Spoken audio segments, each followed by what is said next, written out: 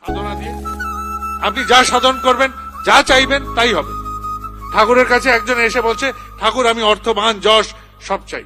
ঠাকুর বলছে, পাগল, ওইসব চাস না। বলছে, আমি সব চাই ঠাকুর, আমার সব লাগে। বারবার নাকারাত্মক করার পরে ঠাকুর বলছেন, যা দেখা তোর কি আছে। বিপুল অর্থ সঞ্চয় হলো তার, যশ হলো, মান হলো।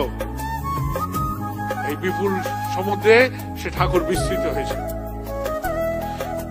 বহু বছর কেটে গেছে, প্রায় 30-40-50 বছর কেটে গেল। মাঝখান দিয়ে ফাঁকের কোথায় দিয়ে চলে গেল, তার আর ঠাকুর মাথায় নাই। সে সব ভুলে গেছে, অর্থ পেয়েছি, মান পেয়েছি, যশ পেয়েছি, সব ভুলে গেছে। একমাত্র ঠাকুরকে সে ভুলে গেছে, ভুলে গেছে সমস্ত কিছু। হঠাৎ একদিন তার স্ত্রীর বিয়োগ হলো, সন্তান হানি হলো, তার পুরো ব্যবসা ধূলিসাৎ হয়ে গেল। সে পথের ভিখারিতে পরিণত হলো মুহূর্তকালে। বাঁচাতে পারলো না, এই অর্থমান যশ তাকে বাঁচাতে পারলো না, সব ধূলিসাৎ। ভগ্ন স্বাস্থ্য, খোঁচা খোঁচা দাড়ি, একটা ভেঙে পড়া মানুষ।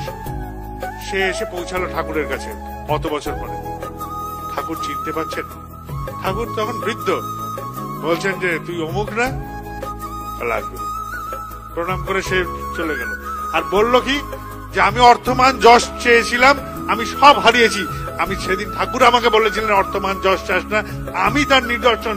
অর্থমান যশ চেয়ে আমার কি অবস্থা হয়েছে, এই আমার হাল, আমি সব হারিয়েছি। আর ঠাকুরকে যদি চাইতাম তাহলে সব পেতাম।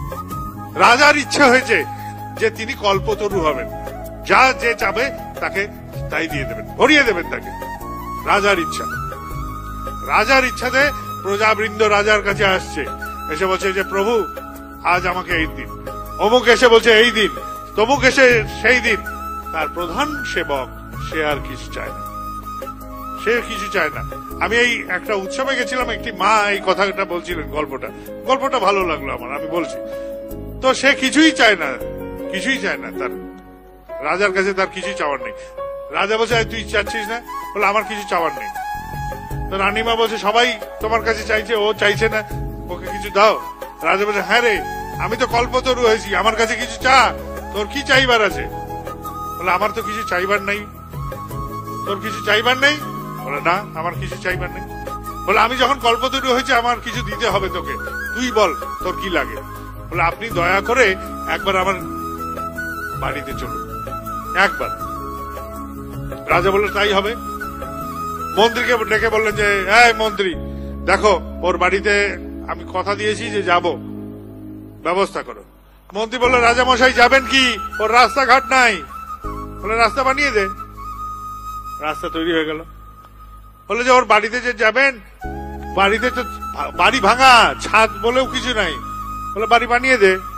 বাড়ি বানিয়ে দিল। তখন মন্ত্রী বলল যে, রাজা মশাই আপনি যে ওর সাথে ওর বাড়িতে যাবেন, রানীমাও তো যাবেন, তা তাকে আপ্যায়ন যে করবে তার তো ঘরণই নাই, বিয়েই তো করেনি। বলে, ওর বিয়ে দিয়ে দে। চেলো এক রাজাকে, পেয়ে গেল সব। তাহলে ঠাকুরকে যদি চাই সব পেয়ে যাবে, এটাই হচ্ছে আসল। চায়ের কাপে একজন নিয়ে এগোচ্ছে দোকানের দিকে, এই গল্প আমি বহুবার বলেছি। তার কাজ কি, সে সবসময় ফাউ নেবে, যেখানে জাজ কেনে তার সাথে একটা করে ফাউ লাগে। তেল নিতে গেছে চায়ের কাপ নিয়ে, ফাউ দেবেন না। তেল নেওয়ার পরে সে বলে ফেলেছে, আর বলছে, ফাউ দেবো কোথায়? বলে, চায়ের কাপটা উল্টে বলছে, এই পেছন দিকে দিন। চায়ের কাপের পেছন দিকে যে ছোট্ট গর্তটা, তার মধ্যে ফাউটা নিয়েছে। এদিকে উল্টে ধরাতে আসলটা তো পড়ে গেছে আগেই। এবার ফাউটাকে সে সামনে নিয়ে এগোচ্ছে। ফাউকে উল্টে করে নিয়ে এগোচ্ছে, ফাউকে সামনে ওপরে করে।